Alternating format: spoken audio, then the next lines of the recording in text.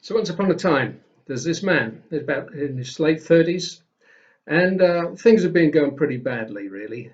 He's had a tough time, been out of work for a long period of time, um, out of work from a job which was actually involved in the family business, and the family business took a turn for the worse. And although he was responsible for running that business, it was his parents who actually ended up being bankrupted by that. So feeling guilty, feeling pretty useless, not able to get a job, he reaches out and thinks, what can I do? And looking for any signs of hope in what looked a fairly bleak future. And that's first sign of hope that he thought about was maybe could go back into education after many, many years absence. And so one day he received a letter from a university through the post. And he went along to that university and studied and started to do pretty well. Pretty well, or well enough, so that ideas began to emerge. Hope for a new future began to emerge. And he thought of the idea maybe that just possibly he might be able to become a university lecturer. Well, as other students do in that sort of situation, they go and see their personal advisor. So he trots along and goes to see his personal advisor, goes into the office, and the advisor's looking at a screen and looking at a research, and turns around and welcomes him, and then goes back to looking at the screen. And in quite difficult circumstances, you do get academics like that, believe it or not, who are perhaps more interested in their research than they are in their students. And he said, I've been thinking a lot about this, and I'd like to become an academic. And without even turning from the screen, he said, you're too old. You won't be able to do that. You need to set your sights a little bit lower. And in that moment and in those sentences, needing to set your sights a little bit lower, you won't make it. That hope, which had been cherished, nurtured, was crushed in an instant. Choices in terms of what to do next.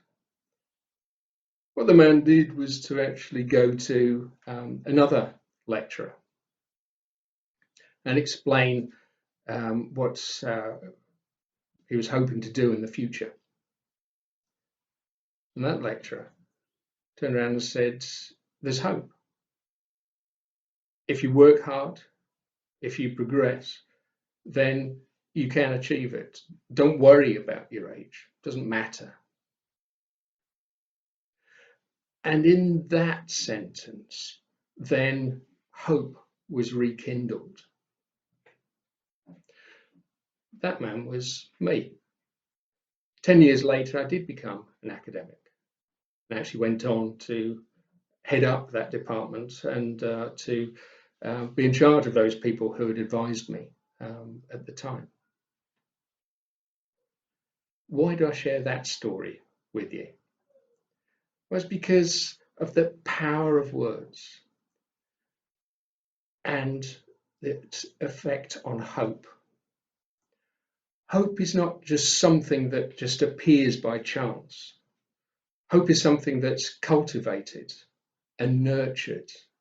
It's in the dark times, in the despair of finding those new shoots of new life. Just like when a snowdrop appears on the lawn after Christmas, after winter, and after that barren period of the seasons, that new life suddenly coming into bloom. In my Christian life, I found that hope has to be cultivated. and it's cultivated in the midst of other people. It's cultivated by hearing positive thoughts, by hearing those thoughts and having your own thoughts encouraged about what the prospects are, what the possibilities are. The song which says, the darkest hour is just before the dawn. To be aware of that, even in dry seasons, even in times of hardship and difficulty, even during pandemics, it's looking for those new shoots of recovery. It's looking for signs of new life. It's looking for new birth. You have to make choices sometimes, and the words you hear are vitally important. You need people around you who will affirm you, who will encourage you, and you need to distance from those negative voices who would drag you down constantly.